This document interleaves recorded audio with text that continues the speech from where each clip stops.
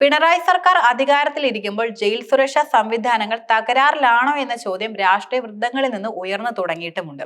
ഗോവിന്ദചാമിയുടെ jail ചാട്ടം കൂടുതൽ വിവാദങ്ങൾക്ക് തിരികൊളുത്തിയിരിക്കുകയാണിപ്പോൾ. ജയിലിനേക്കാൾ വലിയ ദുരിതമാണ് പുറത്തെന്നറിഞ്ഞ ഗോവിന്ദചാമി ഇനി പിണറായി സർക്കാർ ഉള്ള കാലം വരെ പുറത്തേക്ക് ചാടില്ല എന്ന് യൂത്ത് കോൺഗ്രസ് നേതാവ് അബിൻ വർക്കി ഫേസ്ബുക്കിൽ കുറിക്കുകയുണ്ടായി.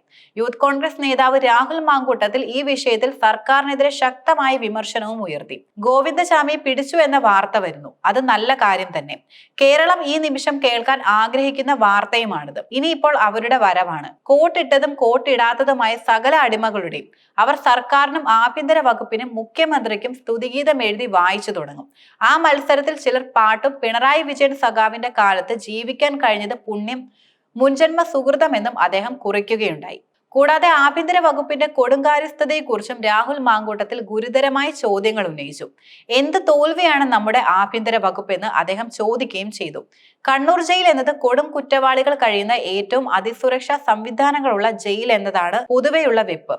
ആ ജയിലിനുള്ളിലെ ജയിലിൽ എന്നറിയപ്പെടുന്ന ആ ജയിലിലെ ഏറ്റവും സുരക്ഷാ സംവിധാനമുള്ള ബ്ലോക്കിൽ കഴിഞ്ഞ ഗോവിന്ദചാമിയാണ് ജയിൽ ചാടിയത്. ഒരു കൈ മാത്രമുള്ള ഒറ്റ നോട്ടത്തിൽ തന്നെ തിരിച്ചറിയപ്പെടുന്ന ഒരു കൊടും കുറ്റവാളി ജയിൽ ചാടിയിട്ട് പിന്നെയും മണിക്കൂറുകൾ കഴിഞ്ഞാണ് ജയിൽ ഉദ്യോഗസ്ഥരും ഇന്റലിജൻസും ഈ വിവരം അറിയുന്നതെന്ന് പറയുമ്പോൾ തന്നെ ആഭ്യന്തര വകുപ്പിന്റെ അനാസ്ഥ നമ്മൾ തിരിച്ചറിയണം. കേരളത്തിന്റെ മുഖ്യമന്ത്രിയോടുള്ള അഭ്യർത്ഥനയാണ്, അങ്ങ് ഈ വാഴ്ത്തുപാട്ടിൽ അഭിരമിച്ചിരിക്കാതെ ഒരു ആത്മപരിശോധന നടത്തണം.